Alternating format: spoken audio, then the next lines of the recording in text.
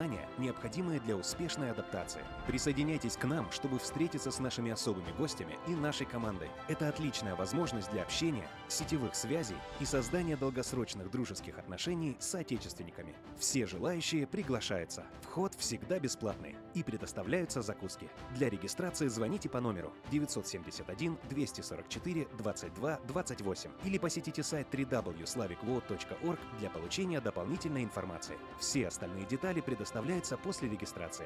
Еще раз, звоните по номеру 971 244 22 28. Slavic Vote. Ваш голос, ваше сообщество. Новости региона, выборы, кандидаты, стремления. Новая программа Slavic Vote Live. Каждую неделю в прямом эфире. Slavic Vote Live дает голос славянской общине по всему северо-западу. Мы говорим и информируем о важном в Вашингтоне, Орегоне, Калифорнии. По четвергам в 17:00. Присоединяйтесь к прямому эфиру на 10:40 АМ. Ищите Slavic Vote в соцсетях. Мы намерены продолжать продвигать свое видение и оказывать любую необходимую поддержку сообществу, чтобы изменить ситуацию к лучшему. Slavic Vote Live. Внимание! Редакция медиахолдинга Slavic Family не несет ответственность за содержание рекламных сообщений и авторских программ. Добрый день, меня зовут Дима Сащенко, вы слушаете передачу Slavic Vote Live, и мы сегодня, как обычно, приходим, чтобы информировать нашу комьюнити, наше общество по поводу разных таких важных темах, как выборы. Вот все, я думаю, в этом году уже догадываются, что в этом году выборы проходят. Как обычно, 4 года наши славяне потихоньку начинают двигаться, начинают как-то подниматься, чтобы интересоваться, что происходит за президентскими выборами. Но часто мы забываем, что не только есть президентские кандидаты, также есть кандидаты на все остальные позиции, которые мы постоянно напоминаем. И вот сегодня у нас будет такая интересная передача. Мы каждый, уже последний, не знаю, месяц-два приглашаем разных кандидатов, которые балансируются на эти позиции разные, и пытаемся немножко поговорить, что за позиции, почему они важные, этих людей, истории, почему они решили взяться за это. И также просто поговорить о разных важных датах, чтобы мы были готовы и информированы, что правильно голосовать и лучше голосовать. С нами сегодня гость, хост, или можно назвать уже ко-хост, потому что с нами Снежана уже пару раз, и вот мы рады ее приглашать опять сюда, и я думаю, будем больше и больше ее видеть. Ярослав, к сожалению, пока сейчас занят, и он на некоторое время, может быть, не всегда будет с нами, и вот с нами будет Снежана. Снежана, привет, как тебя дела? Привет, Дима, спасибо за приглашение. Рада быть здесь сегодня, так что с нашими кандидатами, и буду рада этому общению со всеми. Так что информировать наш народ, так как ты говорил, it's election season, so надо будет голосовать. Да, очень много всего происходит в этом году, как обычно.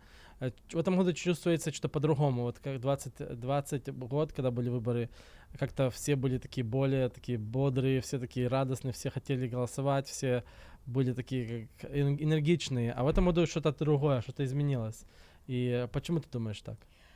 Точно не знаю почему, но я думаю, что многие, может, чуть-чуть огорчились, так как были наши выборы в прошлом году, 2 года назад на governor, когда был, и также, может, какие-то другие нюансы, но я надеюсь, что в этом году будет лучше. Да, я знаю, что многие после выборов 2020, 2024, многие стали терять, может, надежду, но мы всегда говорим, что нельзя сдаваться. Надо продолжать никогда, идти. Да. Я знаю, ты, Снежана, никогда не сдаешься. Ты так очень активно участвуешь, и это очень, можно сказать, вдохновляет, чтобы продолжать. Мы в этом году чуть-чуть как-то так заняты с другими вещами, и ты продолжаешь эту войну, можно сказать. Но мы подключаемся немножко и будем продолжать нашу миссию, чтобы информировать и регистрировать наших славян и активировать. Да. И всегда надо двигаться вперед, только вперед. Да. И учиться то, что прошло. Так точно. У нас будут выборы, вот, можно сказать, на носу у нас уже сейчас будут выборы уже предварительные. Мы об этом уже пару раз напоминали, но я думаю, сегодня еще сделаем напоминание. Снежана, можешь напомнить, вот у нас сейчас будут в Орегоне выборы, да? И давай напомним нашим слушателям, какой последний день, чтобы зарегистрироваться, чтобы голосовать в Орегоне. Это 30 апреля, это буквально через пару дней. Да. 30 апреля это последний день, когда люди могут зарегистрироваться голосовать и также Да. поменять свою партию, если они хотят также. Так точно. Если я знаю, что многие нас спрашивают, а зачем еще нужно 2 раза регистрироваться или постоянно регистрироваться? Как ты обычно отвечаешь на этот вопрос? Регистрироваться 1 раз, проверять постоянно, Да. потому что, как со мной было, у меня поменяли мой статус, я была республиканкой всегда, и меня поменяли статус после того, как я пошла в DMV. So, проверять всегда, но регистрироваться только 1 раз. Да, да. Обычно вот мы говорим то же самое, я тоже. Просто многое бывает. Я знаю, что последние пару лет, 4 года уже многие наши страны переезжают в другие города, в другие штаты и забывают, что нужно также регистрироваться. И вот очень важно, чтобы если вы, я бы сказал, каждый год надо проверять, если не чаще. И вот, может, переехали, может, что-то изменилось, может, что-то там поменялось, и постоянно проверяйте и перепроверяйте. Да, это очень важно. абсолютно. А также, может быть, кто нас слушает, может, первый раз, они думают, что такое регистрация, зачем регистрироваться, даже голосовать. Мы просто говорим, что здесь в Америке, чтобы голосовать, нужно зарегистрироваться. Это не значит, что вы регистрируетесь куда-то там в партию или вы отдаете какую-то информацию. Вы просто говорите государству, что вы хотите голосовать. Почему? Потому что многие наши страны, ну и в общем, многие люди не голосуют. И чтобы лишний раз деньги не выкидывать на почту, чтобы все эти бюллетени отсылать людям, государство просто хочет знать, кому отсылать, кому нет. Если вы не хотите голосовать, вы можете не регистрироваться. Если хотите голосовать, зарегистрируйтесь. И тогда вы будете получать эти бюллетени. А если вы не проголосовали пару лет, тогда вас снимают и ставят на такой inactive, неактивный статус. И вам нужно просто зайти и, можно сказать, активировать еще раз. В Орегоне один такой вариант, в Вашингтоне по-другому чуть-чуть. И вот если вы слушаете в Вашингтоне, проверяйте, тоже заходите, это очень легко. Если вы думаете, что вы зарегистрируете, просто ищите там My Vote. Если вы не зарегистрировали, пишите Register to Vote. Вы также можете найти все эти странички на нашем веб-сайте. Это получается, заходите на slavicvote.org. Там очень много хорошей информации. Там мы выставляем также некоторые кандидаты, которые мы, можно сказать, поддерживаем или рекомендуем. И вот в это ближайшее время мы будем видеть очень большой трафик на нашем веб-сайте. Очень много людей заходят туда, когда получают бюллетени. Практически через неделю уже люди будут получать бюллетени, если не раньше. Да. И уже люди будут интересоваться, за кого голосовать, за кого лучше голосовать. Также вы будете видеть там на этом бюллетене президента. Но я бы сказал, что многие наши страны не увидят президента на этом бюллетене, потому что они неправильно зарегистрированы. Можешь сказать правильно? Что значит правильно зарегистрироваться? Неправильно регистрировано, это надо выбрать партию. Если вы хотите голосовать за какого-то президента, надо быть республиканцем или демократом. Да. Это очень важно, чтобы голосовать в президентских elections. Да. Если вы не выбираете, тогда вы становитесь как не беспартийный, и вы только будете получать кандидаты, которые беспартийные. И вот, например, которые наши гости сегодня, которые будут с нами, если вы не зарегистрировались правильно, вы их вообще не увидите. Да. Вы только увидите их уже на генеральных выборах в ноябре. Можешь ответить? Вот мы постоянно говорим, я думаю, будет ваш взгляд очень важен тоже. Для меня, я так считаю, что даже бывает важнее голосовать в предварительных выборах, чем в генеральных. То, конечно, в обоих надо голосовать, но бывает важнее в предварительных. Как ты думаешь? Дима, в обоих надо голосовать, конечно. Да. В первой почему? Потому что это касается нашего штата. Это все, что в штате происходит, все изменения, которые мы хотим видеть, мы должны голосовать за тех кандидатов, которые это будут делать для нас, для народа. Да? Еще я хочу подметить, ты говорил, что люди могут регистрироваться, чтобы голосовать. Это надо, тоже хочу подметить, что надо быть гражданом, чтобы голосовать за любые выборы, которые происходят, штатовские или президентские. Так что это самое главное тоже. Ну, я думаю, одно, что вот я напоминаю нашим новым иммигрантам, вы не должны, вы не только вот голосовать, да, это очень важно, и вы должны гражданами быть, но есть другие вещи, другое, что вы можете сделать, даже если вы не граждане. Абсолютно Конечно, голосовать, да, вы не можете голосовать, но вы можете быть активным ходить на митинги разные, вы можете также регистрировать людей. Вот у нас было пару людей с нами с самого начала, которые не были гражданами Америки, но они очень были такие, горели за эту тему и хотели помочь. И вот если вы приехали с Украины, с России, с Беларуси недавно, из другой страны, и вам это интересно, вот у нас есть друг, тоже есть, он постоянно с нами везде ездит, он только приехал и уже хочет узнавать, хочет как-то активно быть. Очень активно, Да. да. Это хорошо, я считаю, это Да, правильно. конечно. Просто Да. чтобы вы, когда уже станете гражданами, вы уже, можно сказать, все знаете. Да. Вот такое. Да. И вот не забывайте, да, вы не можете голосовать, но вы можете быть активным во всех других. И даже я это очень аккуратно говорю, потому что я знаю, что, может, не все поймут, но я знаю, что некоторые городские выборы, вот, например, в Портленде, я знаю, что в Портленде начинают такой уже вопрос поднимать, можно голосовать не гражданам Америки в Портленде. Конечно, я не знаю, если мы поддерживаем это, если это хорошая идея, но такие есть идеи. Мы не хотим сильно это говорить, потому что, может, люди запутаются и нечаянно проголосуют за кого-то другого, которые не могут не голосовать, и потом будут проблемы. И вот, Да, на данный момент закон, американский закон, что люди, в принципе, скажем, орегонский закон, так как мы в Орегоне, люди, кто не граждане, не имеют права голосовать. Так что, да. если что-то поменяется, конечно, это уже будет legislator decision, который они будут баллотировать на это, пройти это или не пройти, но на данный момент только гражданам можно голосовать. Да, так точно, так точно.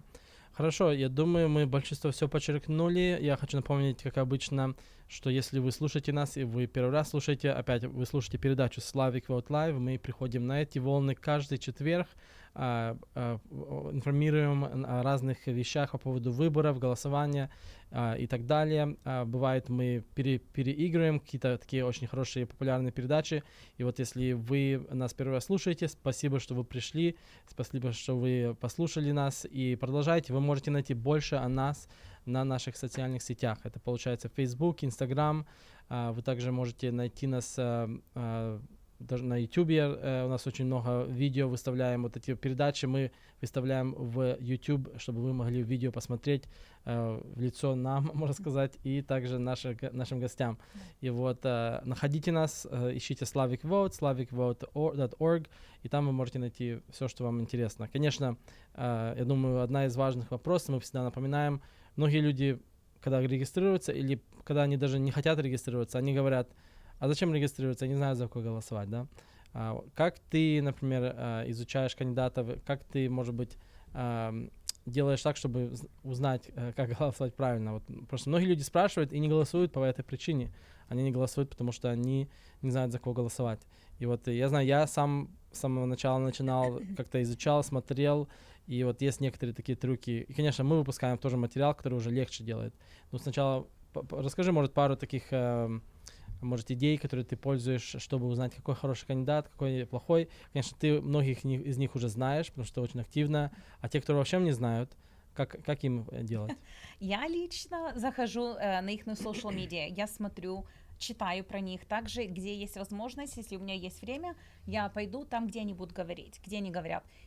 Или это town hall, или какой-то митинг, где они будут говорить про их кандидатство, или, опять же, social media. Это очень большое. Ты можешь видеть все, что люди говорят, как люди реагируют, на что они стоят, за какими правами они стоят, и также их веб-сайт. Это места, где я хожу и смотрю, читаю про них. И потом, если есть возможность, конечно, прийти на митинг и познакомиться, увидеть человека в личную и спросить вопросы. Да, Спросить вопросы, которые для меня важны, и посмотри, как они на это будут отвечать. Да. Ну, если наш слушатель говорит, например, я очень занят, я не могу просто сесть так и часами смотреть все, мне нужно 5 минут, 5-10 минут, что им можно сделать? Дима, slavicvote.org. Они могут пойти на веб-сайт и там найти информацию, также могут обратиться к тебе, ко мне, спросить информацию, если кто интересуется. Так конечно, что конечно. Есть много ресурсов, куда можно обратиться, так что, ребята, если кто хочет, пожалуйста, мы здесь, мы поможем и дадим вам информацию, которая будет для вас бесполезно. Так точно. Я думаю, самый мой любимый, если даже я вот, не знаю, просто не было времени, может быть, выпустить материал, да, за кого голосовать. Если я уже голосую и нет у нас наших материалов, бывают у нас такие маленькие выборы, где я уже просто не успеваем, да. Я смотрю, я думаю, самый быстрый вариант, самый быстрый, самый мой любимый вариант, но это может не для всех. Это вот этот памфлет, который приходит к всем на дом. Там очень много информации. Конечно, когда подкроешь, ты смотришь и ты думаешь, что здесь такое все. Если там глубже посмотреть, я смотрю на одну вещь. Многие вещи, но это, если так быстро нужно посмотреть, я смотрю на endorsements. Если вы посмотрите, какие организации, какие кандидаты, какие представители их поддерживают, это много чего может сказать. И вот если посмотрел, если вы знаете более-менее немножко таких организаций, вы можете посмотреть, вы видите, что этого кандидата поддерживает, например, организация как Planned Parenthood. Это уже значит, что для нас, можно сказать, мы этого кандидата не будем поддерживать. Да. Это грубо говоря. И вот если посмотреть, многие кандидаты есть этот endorsement, да, поддержка этой организации. И вы знаете, что за этого кандидата можно не голосовать, за другого, который нету этого. Вот примерно вот эта партия или это место, где находится в этих памфлетах, это обычно в самом низу каждого кандидата, каждого человека, который их информация, там это находится. И это очень важно. Да. Это очень важно. Да. Это, я думаю, самый легкий вариант. Я так даже один раз посмотрел одним даже глазом, и уже знаешь, что за кандидат. Конечно, не все знают все эти организации, и вот тогда уже обращайтесь к нам, и, может, изучите некоторые из этих организаций, потому что их можно найти на интернете. На интернете все можно найти, да. Да. Хорошо. Мы тогда будем потихоньку переходить на нашу американскую, можно сказать, сегмент, где мы будем общаться с нашими гостями сегодня. Я немножко расскажу о нашем одном гостем, а тогда, может быть, Снежана расскажет о другом госте. Значит, с нами будет сегодня Джеймс Хиб. Он уже находится в Капитолии, он уже, как можно сказать, 1,5 года почти пробыл в этой позиции, и он хочет продолжать дальше балансироваться, и он идет на переизбирание. И вот он очень активный, очень классный, я бы назвал его другом своим, и мы знаем, что он, можно сказать, очень такой активный, простой человек. Он также служил в армии, и у него бизнес, я так понимаю, с детьми, там садик. они детский садик. У него несколько садиков, да, они с женой имеют этот бизнес. Да, и вот если вам нужен детский садик, обращайтесь к нему. Да. Опять зовут Джеймс Хиб, и он балансируется на позицию здесь в Орегоне, которая находится House District, получается House District 51 и 51. House District 51. Это получается Clackamas area, да, Sandy, там Estacada, Canby, да.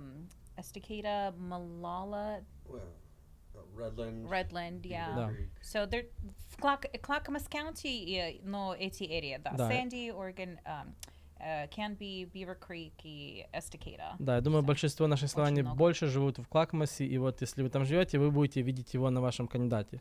Что интересно про эти выборы, что в этом году обычно там мы видим одного кандидата с одной партии, один кандидат с другой партии в таких позициях. Но в этом году как-то так получилось, что 2 республиканца балансируются на эту позицию. И, я не знаю, нам нужно заходить в эти детали.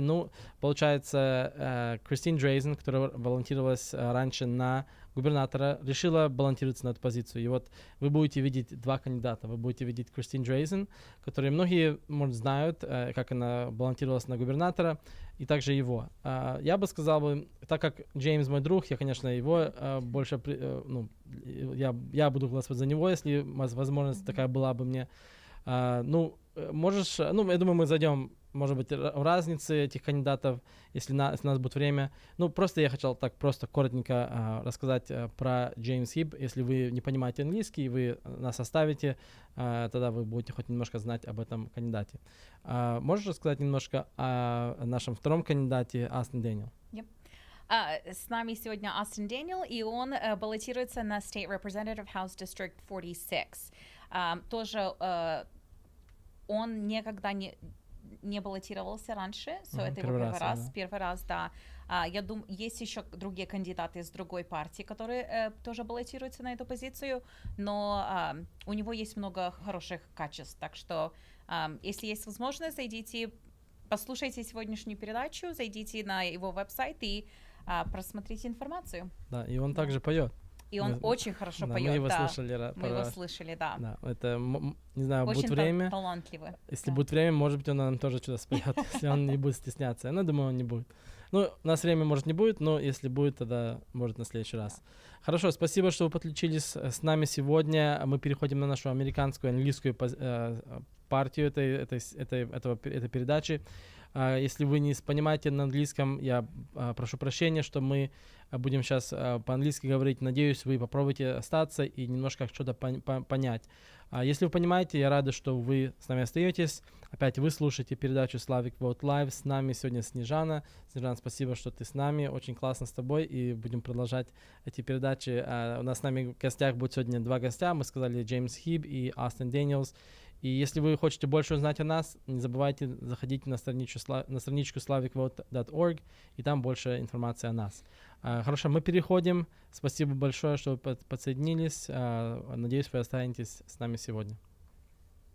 Gentlemen, Snezhana, thank you for joining this program today. Snezhana, you've been with us a couple times now, so you're our regular host now. So we're Semi-regular.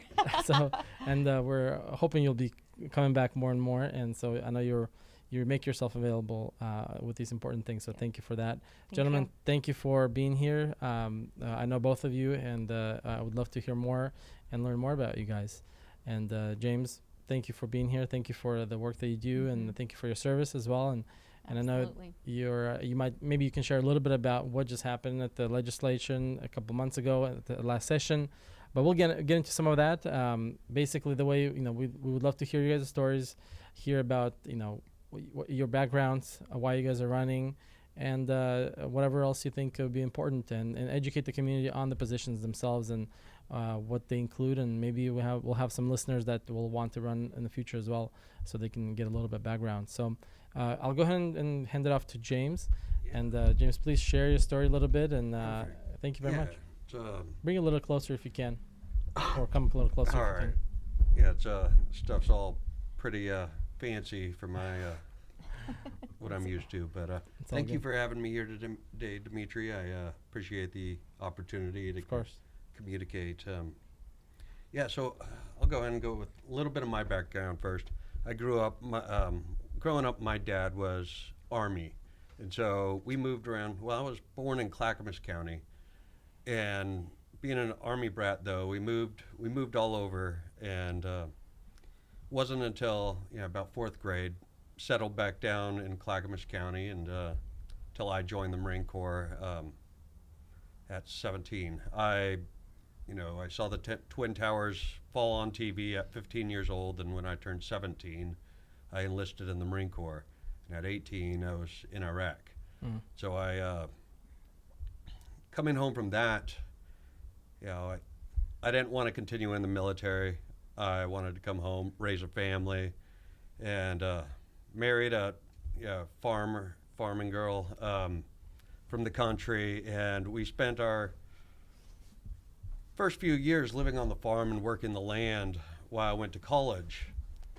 I wasn't anticipating going back to college whenever I went into the Marine Corps. I thought I was done with school for the rest of my life. And then I came home. My job was gone because of the housing bubble burst. The construction company that I had a job with, they wound up going bankrupt. And so fast forward through that, I wound up going to college till about 2014, whenever some family tragedy struck and the drug epidemic hit my family, and my youngest brother Joseph was killed by fentanyl in the streets of Portland. And then over about a year there was multiple tragedies, and all related to mental health care and drug addiction.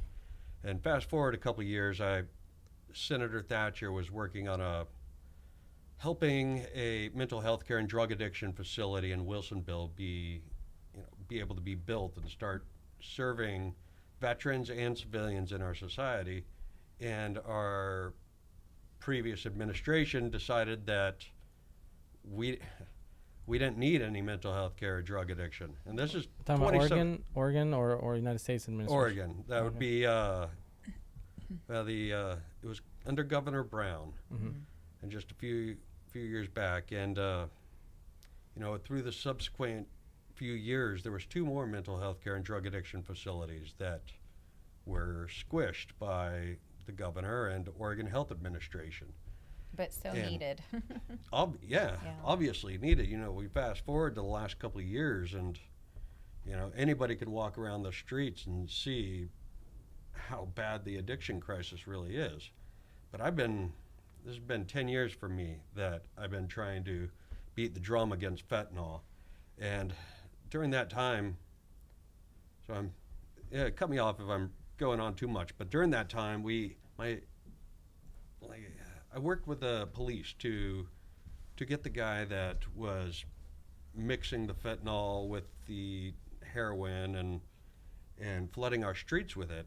I worked with the cops to get him in custody. And then we went to Portland, and the DA wound up releasing this guy that killed my brother and other people's family members. Then turns out he had killed somebody else's family member, and they had enough evidence to charge him with that killing too, and got him in custody twice. DA let him go again, and then that time he fled down to Mexico and hasn't been heard from since. So, if anybody knows Omar Cabado Soto, let me know. That would be good to find it. But sorry to hear about that. That's unfortunate, and that crisis is real, and it's killing a lot of families and impacting a lot of families. So including the Slavic community. It's impacting the Slavic community as well. So my condolences to you, James. But continue doing the work that you're doing, because it's important. So a few years back, talk about your I guess your race and your getting into the position that you're in. Yeah. Okay, so that's a lot of what got me real activated in the county party was like, okay, if our government doesn't see that we have a need for drug addiction and mental health care, if we need somebody in there that's actually spent some time, with the community. And I know for a while there I was doing some videography with the Young Republicans of Oregon, and I spent quite a bit of time in downtown Portland and meeting people and getting boots on the ground experience with the crisis happening downtown. And ultimately, Christine Drazen resigned from House District 39 in 2022, and I wound up being appointed to her seat and have served the last couple of years. I served the remainder of her term, and then I did another full term of in House District 51 after the redistricting. And now I'm been through 3 legislative sessions, and hoping to hang around for a couple more years and do a couple more sessions and keep up the work I've been doing. Awesome. Well, thank you for sharing that. And obviously, you're running for re-election, and we'll probably get a little bit about the session a little bit if we have time. But just wanted to have Austin talk a little more about himself. Yep. Da, spasiba. That's all I know. Perfect. Yeah, so my name's Austin Daniel. I'm running for House District 46, which is in Southeast Portland. And I was actually born and raised in Salem, and moved to Portland when I was 18 years old and went to PSU, studied opera. I was a vocal music major there, and then didn't really like PSU that much. Spent 2 years there and then went to massage school, and for the last 15 years I've been running a really successful massage practice. And then I decided to go to acupuncture school more recently, but I had to finish my prerequisites and did 2 years at PCC. And then spent the last 4 years at the Oregon College of Oriental Medicine, and now I have both my master's and my doctorate in acupuncture and Chinese medicine. I'm not yet licensed to be an acupuncturist yet, but I'm working on that. But it's a little bit on hold now that I'm running a campaign, which is kind of taking up all my life. It's a lot. It is a lot. It's a lot more than I anticipated, but I'm having a lot of fun, and it's getting me out of the treatment space so that I can do a lot of more helpful things on a macro level. But I've always been registered as a Democrat, and I'll always be a liberal at heart. But I've spent too much time, maybe 5 or 6 years, in what became the far left. The Democrats used to be quite moderate in nature. And then at some point in the last 8 years, they shifted pretty far left without people really noticing it. And I went with the flow because I thought I was doing the right thing. But there was a point in probably 2021 when I realized that what I was engaging in was a lot more divisive than it was unifying. And it was very ideologically driven. And the propaganda had sort of taken us over like a spell in a way that caused us to vote compassionately, but for things that they sounded nice in theory, but not in practice. And so all of these policies that, I'm guilty of voting in favor of, like decriminalizing drugs, defunding the police, essentially incentivizing homelessness, it didn't help those at all. It did the exact opposite. It has only worsened crime, addiction, and homelessness. And I am technically a gay person of color, but I'm not, radicalized with it. I think that I'm protected by these woke identity shields that allows me kind of permission to speak out against these issues without getting canceled by the far left. But I have subsequently registered as an NAV, a non-affiliated voter, which is a nonpartisan party, because I'm now quite moderate now. And my goal is to really restore balance to Portland and get people back to the sanity where we used to be when Portland was a beautiful, thriving, functional city that was very safe, and it was, a place that everybody wanted to move to.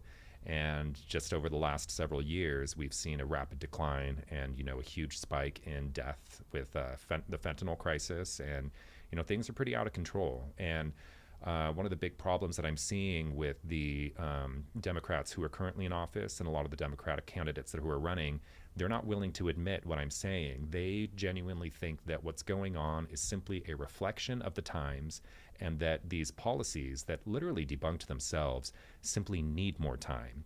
And that's really sad because that's going to be at the expense of all of us, the safety of our neighborhoods and the unaffordability to live and the unaffordability to run a business. And so I just want to be that sane, moderate voice that helps restore sanity to Portland and all of Oregon. Yeah, well, kudos to you for realizing the fact that, hey, this isn't going how, I thought, and then for the awareness and, being genuine about it and taking that on, saying, yes, I voted for these things, but you came to the realization that's not the direction, and Right. So I applaud you for that. So thank you. Thank you. Yeah. What's the areas that you're running in your district? House District 46, it's a whole group of neighborhoods in Southeast Portland. It's currently Confam's district, but she's running for a Senate seat. And I used so to actually live in that area, in the district. Now that I Oh, think about okay, it. great. Well, so the neighborhoods include South Tabor, the edge of Montevilla, Foster Powell, Lentz, Brentwood, Darlington, and Mount Scott, Arleta. And so it's just this whole group that's kind of from Stark Street on the north end all the way down to Clatsop. A little bit of Woodstock, right? Some Woodstock? Not the Woodstock neighborhood, but the sort of it ends at 60th, so it's technically not the Woodstock neighborhood, but that's kind of the Lentz area. Right, so right. I mean, Woodstock goes through it, the street does, but not the neighborhood itself. Right. Yeah. Well, I appreciate you talking about your experiences. You going out on the campaign trail and talking to all sorts of people. Have you been hearing more people are coming to the realization like you have, or it's not as often as you would like? Actually, it's pretty good news because my district is about 53% Democrat, only maybe 8.6% Republican, and then the rest NAV, like 31.9 or 31.4%. And what's comforting to me is to hear that the majority of the Democrats that I've spoken to in my House district, about 90% of them, they like what I'm saying. We all feel like we've been bait and switched, that we were kind of, tricked into voting on policies that actually had unintended consequences and did the exact opposite of what we were expecting them to do.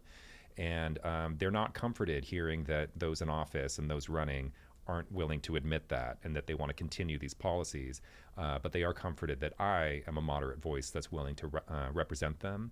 And so I have their vote, but the problem is the majority of voters, whether it doesn't matter what party you're in, they don't really care about local politics. They just care about the president. And after they voted for the president, they just vote down the line of whoever's in their party. And so because my district is predominantly Democratic, I have a lot of outreach to do between now and November. But as an NAV, I will not be in the primary in May. I get to skip the primary, and I'm guaranteed to be on the November ballot. So it's a bit strategic in that end, but what's shooting me in the foot is the amount of outreach that I have to do to get to all of the voters who don't know who I am. Right. Now it's gonna be a tough, but I think it's definitely doable. Yeah, And, yeah, it's possible. And is there anybody running in the primaries against for that position? There are two Democratic candidates, Mhm. Mary Lou Henrich and Willie Choatson, both very nice people. I've met them. There are no Republican candidates, and there are no Libertarian or Independent. It's just going to be, in November, it's going to be my NAV seat, and then whoever wins the Democratic primary. Right. Mhm. Sounds good. Sounds good. Well, thank you for sharing that, and we'll come back to you in just a second. Uh-huh. James, another session that just happened, there's been a lot of things that happened through it. Maybe share a little bit of some of the highlights that you can think of. I know we had, folks like Senator Daniel Bonham on, and we had some other individuals on who were participating in that a little bit. Share a little bit about your perspective and maybe why it's important to pay attention to the session as well. Yeah, no, we had being in the minority party, a lot of the time we don't have real big wins, but getting into this because of my family tragedies, I came into it having a completely different outlook than a lot of the other Republicans within my party, because they're typically more, authoritarian, like they're disciplinarians. They'd rather punish people and then help treat them. And I'm just generalizing here. They obviously they want to fix the problem too. And none of us have the perfect solution. But going in there and being able to share my experiences and what my family's been through and the toll it's had on us, and also offering like a potential solutions has been very helpful in being able to reverse some of the flawed policies of Measure 110.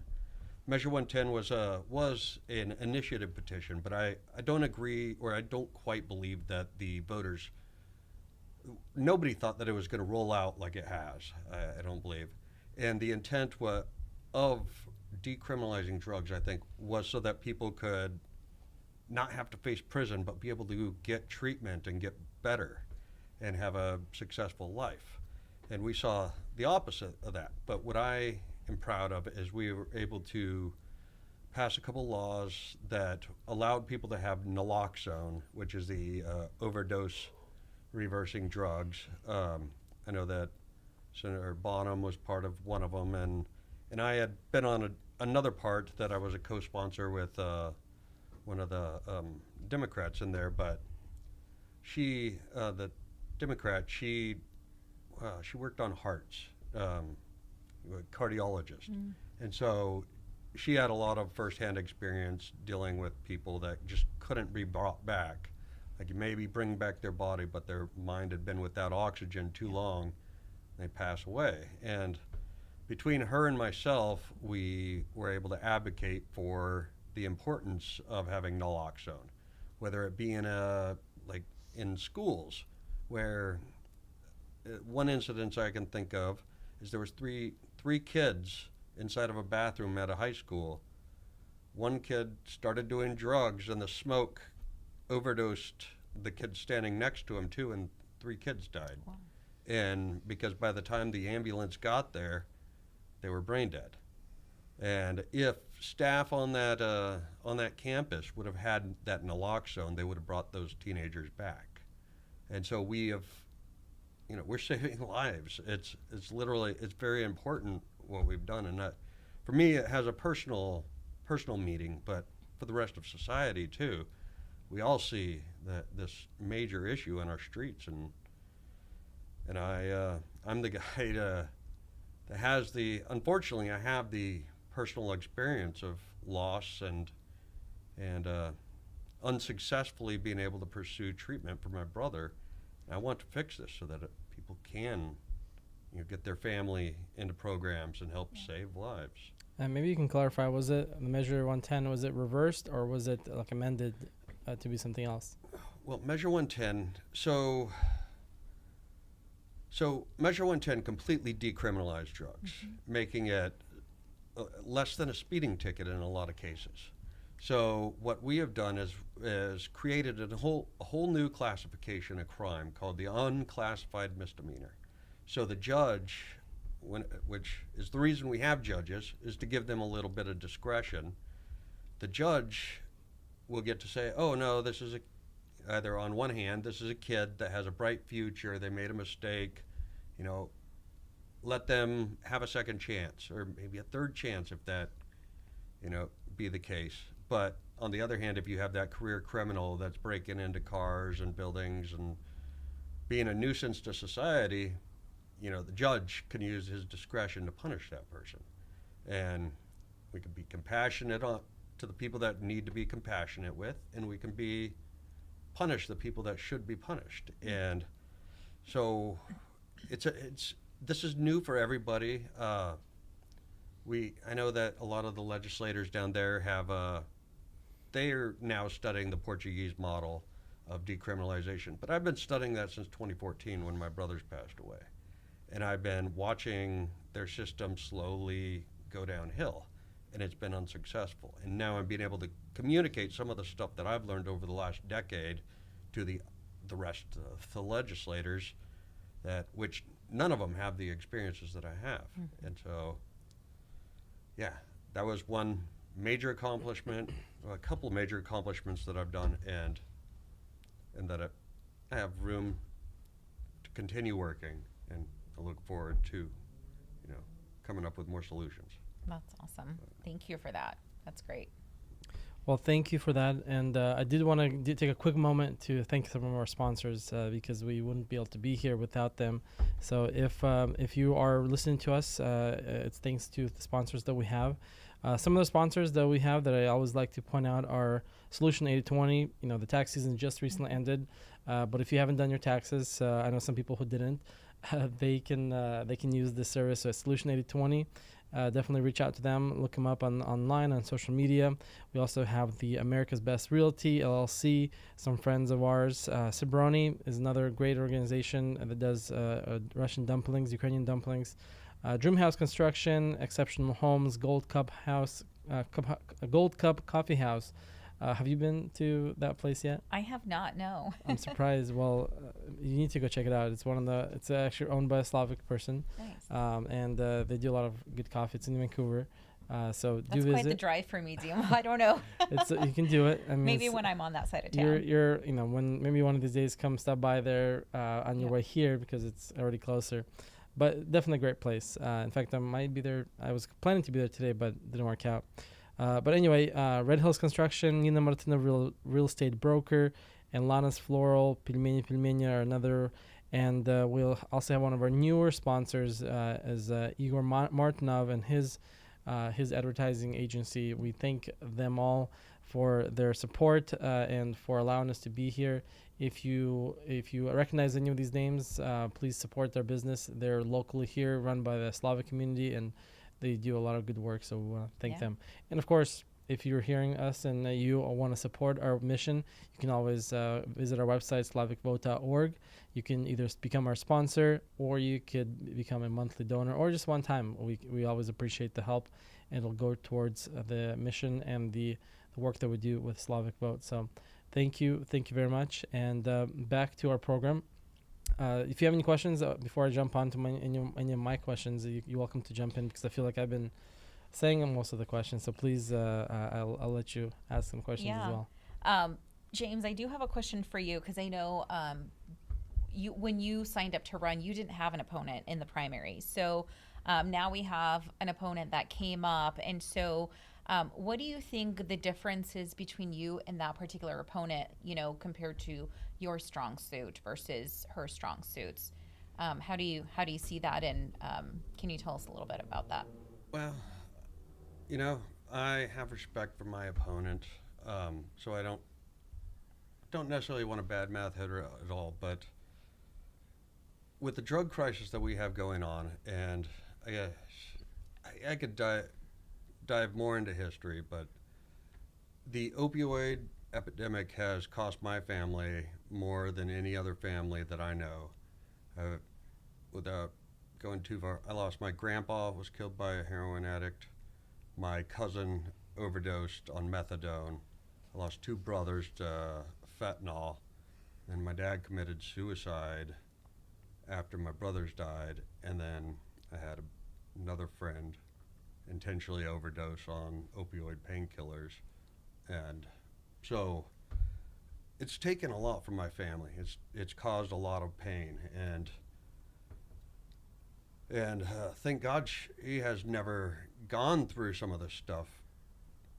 And but I have, and I'm using it to push me and to fuel me and drive me. And I spent 6 years trying to have my brothers get clean after I got out of the Marine Corps, and trying to navigate all the systems and understanding how hard it is for the family, and then watching the addicts too, and the struggle. My brother, he wanted to get better. He wanted to break his addiction, but there weren't a lot of resources available. And is your goal once you're reelected is to, truly come up with resources and a plan that will help save those lives? Absolutely. Okay. And so That's I have awesome. that qualification that she will never be able to match. And right now it's extremely relevant to the crisis we have in our streets, which is ultimately a nationwide crisis too. But I'm starting with my community and then going to go from there. And that's a big one. Another, I guess I could get off the addiction stuff, but that is a big one that led me to the legislature, as you could imagine, with my family. But there's also, I'm a veteran, and there's a lot of veterans issues in the state that go overlooked and have not been given, the time it deserves. And we have, I believe it's 270,000 veterans. And we have different times veterans issues come up in committee or come up in the community.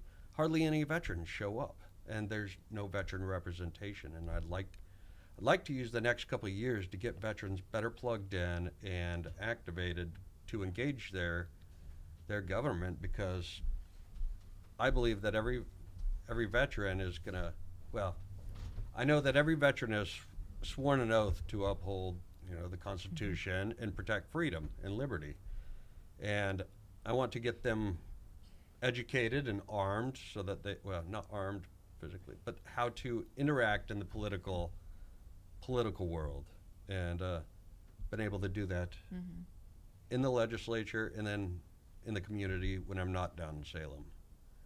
Awesome. She's also, that's something that she doesn't have, and I am the, I guess, the youngest veteran down there. I'm a boots on the ground infantryman and post 9/11 veteran, and I'm the first veteran from this generation to serve in the legislature.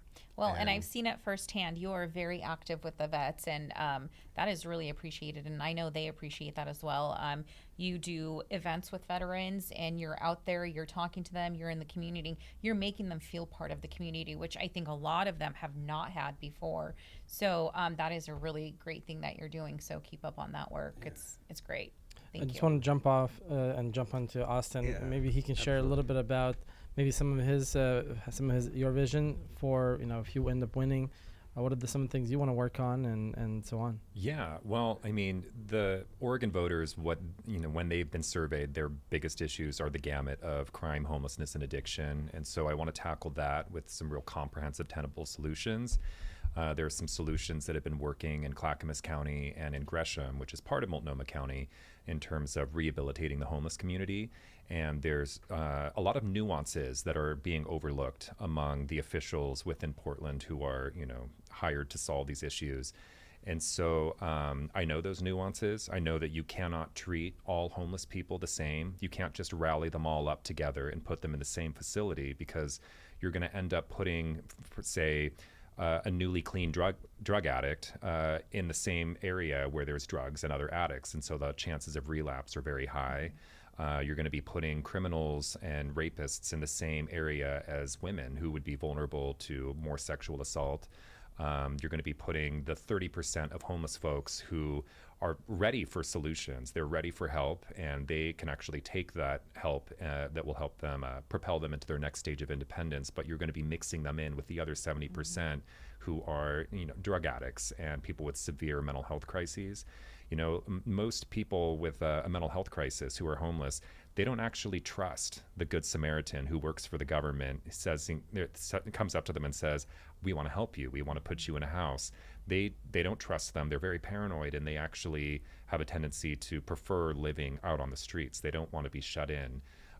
There's this kind of faulty housing first initiative where we just give houses to the homeless regardless of where they're at, and that's not really appropriate. You have to correctly categorize them and triage them appropriately. Otherwise, you're going to be giving a home to someone who's an addict or has severe mental health issues. And what we've been seeing is that when you do that, they don't appreciate it the way that the 30% who wants help would be utilizing it. They instead trash the homes. They do drugs in them. They fill the walls with graffiti. They punch holes in the walls. They punch out the windows.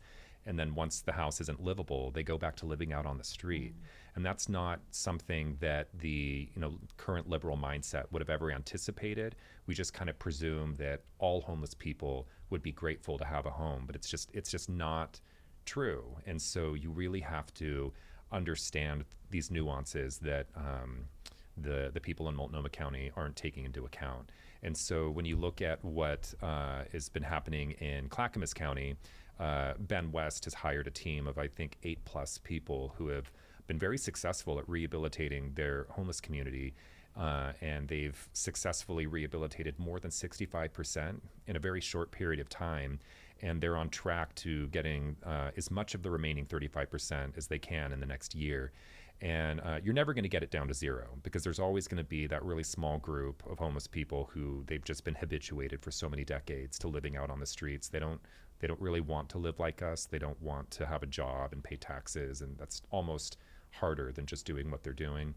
And so again, we can't just generalize all of them and think that they're all the same, but there are solutions that are working in the other counties that I think that they're kind of afraid to try in Multnomah County, because to be honest, there are a lot of grifters. There are a lot of politicians or people who are hired to solve issues that might be getting 6-figure salaries that, it really isn't in their best interest to fix these issues, because once they do, that's kind of like signing their resignation letter. Which is unfortunate, because that's what they were hired on to do. Exactly. So and so I waste of taxpayer dollars. I do anticipate making maybe some enemies in this effort to actually solve issues. And that's not my goal. I'm a Libra. I'm a very diplomatic, fair, mediating kind of a person. I really want everyone to just get along, which is why I'm a moderate. I'm in the middle. I want to do away with this illusion of far right and far left, so that we can all meet in the middle and actually come up with solutions. So a lot of my campaign is about educating everyone on what it means to be a moderate, because the majority of Republicans that I know, they are not racist. They are not. They're very kind people. I was invited to sing in a Republican dinner recently. Lincoln where, Day dinner. I sang the national anthem, and I was embraced. It did not bother anybody that I'm a gay person of color, that I'm not a conservative or Republican. I was welcomed, and I felt very at home with everybody. And I think it's really important that the left understand that we can't make these toxic generalizations about entire demographics. Right. When you make these generalizations, it creates this very divisive us versus them mentality. And so part of my waking up process was, realizing that, and that there really is no consensus among the Black community or the gay community or the Democratic community. We're all pretty much divided on a spectrum that you can kind of generalize in two main factions: the moderates and the extremists. And I don't want to demonize the extremists. I think that I was kind of part of that group for a period of time, and they all have very big hearts. They're all trying to do the right thing, and they genuinely think they're doing the right thing, fighting an enemy and implementing progress. I just think that there are much healthier ways of creating progress, and that comes from unity and not being divisive and not trying to find an enemy in everything. And so, a big part of my my campaign is trying to get everyone to have the same epiphany, the same waking up process that I went through, so that we can start working together.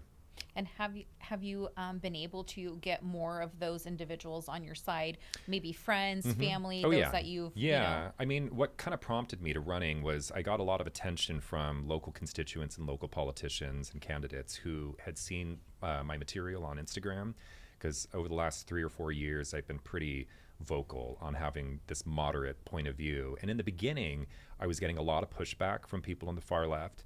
But over time, in the same way that propaganda works, just with repetition and constantly seeing it with the evidence, I've managed to pull a lot of people out of the far left and join this sort of moderate point of view, where instead of being combative with my posts and stories, they're actually liking them and sharing them, or following accounts that are quite moderate, something that I didn't anticipate. And so when I noticed that I was having success on a small level with my local community, that I figured I might as well just run so I can do this more on a macro level. Yeah. Well, I appreciate you sharing. Unfortunately, we're coming down to the end of our program. Thank you for this common sense kind of perspectives. I think it's refreshing, and we can definitely use more of that all across the board. So thank you. Well, we'll have a couple minutes left. I just wanted to give both of you just 2 minutes is what we have to kind of do some closing statements and share where folks can find more information about you, maybe how they can get involved, and just what they can do to help. I'll have James start. Sure. Yeah, absolutely. You can find more about me on Facebook, Instagram, all the regular Twitter, X. What's the website? And my website is James Heeb, and it's Heeb spelled HIEB.com. So, and then pretty much I could echo a lot of what Austin said, is that I might get in trouble for calling myself a moderate, but I think most of society is somewhere in the middle. And I have seen, the same issues of, the people on the far left and the far right. We all have our crazies. I could get in trouble for that too, but, lots of different personalities out there. But we have more things in common in society than we have that are different. And I don't know about who they is, but they are trying to, whoever that is, the enemy is trying to push us into separate boxes and keep us divided. Because once we realize that we're pretty much very similar to each other and we work together, nobody will be able to stop us. Right. And so they have to divide us if they're going, if they're going to win. Otherwise, they have no chance if Americans are united.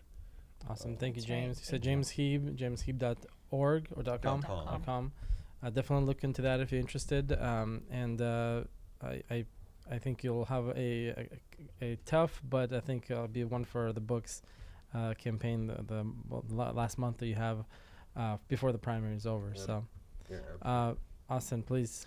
Yeah, my website is austinfororegon.com, and it's for FOR, not the number 4, but austinfororegon.com. And Austin for Oregon is also my handle on Instagram, Facebook, and X, Twitter. And I could use donations. I need probably $10,000, and I just need endorsements. And so I'm looking for donations and endorsements, and obviously votes on the November ballot. So that's what I need. And so do you have any plan or do you tell anybody, like, for example, in the primaries, if somebody doesn't want to vote for either of the options, should they write your name in, or what is the strategy? Is there a strategy? And I know probably they're going to do anything, but I haven't really heard that. I don't know if that's actually going to do much of a benefit in right, the primary. Right. But if it's anything, worth doing. it might get your name out there more. Yeah, they can write your name in on the ballot, and you might wind up with some other endorsements. Yeah. So just a thought. Awesome. Just a thought. Cool. Well, thank you. Snejana, do you have any last thoughts? I know you've been busy. What's been going on with you? If you can combine it all in 2 minutes. Compress, right? Well, I did post both of your guys' websites on our on the Slavic family Facebook under the video that we're doing right now with the live. And then I just want to thank both of you guys for coming on and for putting yourselves out there, because there's a lot that's going on, and we need people to represent. Austin, like you said, you saw that change, and you want to make the difference, and so that good for you, and I applaud you for that. And then James, with you, I've been to your office in Salem. I've seen you work. I've seen you with stacks of papers and bills that you're going through and reading, and so kudos to you for being out there and doing the work that we, the people, are wanting you to do, and you're representing us really well. And I just want to say that. And so, best of luck to both of you. And then, wishing you all the best in your elections. So thank you. Thank you, everybody. Thank you, Snezhana. Thank you. And thank you, everybody, for tuning in. Just want to do a quick announcement. We are planning to have a special programming this Sunday with another candidate. So it'll be like a additional program. So if you're interested, tune in this Sunday. I believe it's 11 o'clock with a guest. I forget his name right now, but he's running, I think, either for DA or... Will Lathrop? No, the other one. The other candidate for another position. Oh, that's... Vasquez, yes. Vasquez. So what's the full name? Oh. Nathan Vasquez, yes. Yeah, so we'll have Nathan Vasquez. Which position is that again? Anybody remember? That's DA. DA. District Attorney. District Attorney. So we'll have him on this Sunday if nothing changes. So tune in this Sunday at 11 a.m. We'll have that special programming with him. And we'll talk more about these things, and we'll just get more in depth of the upcoming primary election. Again, what's important? What's coming up in a couple of days? Anybody remember? Last day to register. So last day to register. Yes, right. April 30th. So if you're not registered, please get registered to vote. And check your registration. Even though you think you are registered, just double check.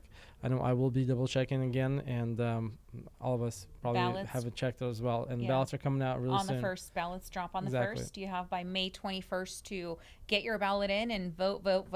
Exactly. So May 21st is the primary date. I don't think we mentioned that yet. Yep. So May 21st is the primary date. It's coming quickly, and I'll be on my phone We'll be very busy. Very busy. So look out for our website for some resources there about some of the candidates that we put out that we recommend. We're probably going to have both of them on our recommendation, and look out for that. And we're looking forward to that. So again, thank you, Snezhana. Thank you, James. Thank you, Austin. Thank you, gentlemen. Have a great rest of the evening. Drive safely, and we will see you guys all this Sunday and next week. Have a great day. Thank you. Спасибо. Внимание! Редакция медиахолдинга Slavic Family не несет ответственность за содержание рекламных сообщений и авторских программ. Новости региона, выборы, кандидаты, стремления. Новая программа Slavic Vote Live. Каждую неделю в прямом эфире. Slavic Vote Live дает голос славянской общине по всему северо-западу. Мы говорим и информируем о важном в Вашингтоне, Орегоне, Калифорнии. По четвергам в 17:00. Присоединяйтесь к прямому эфиру на 10:40 АМ. Ищите Slavic Vote в соцсетях. Мы намерены продолжать продвигать свое видение и оказывать любую необходимую поддержку сообществу, чтобы изменить ситуацию к лучшему. Slavic Vote Live.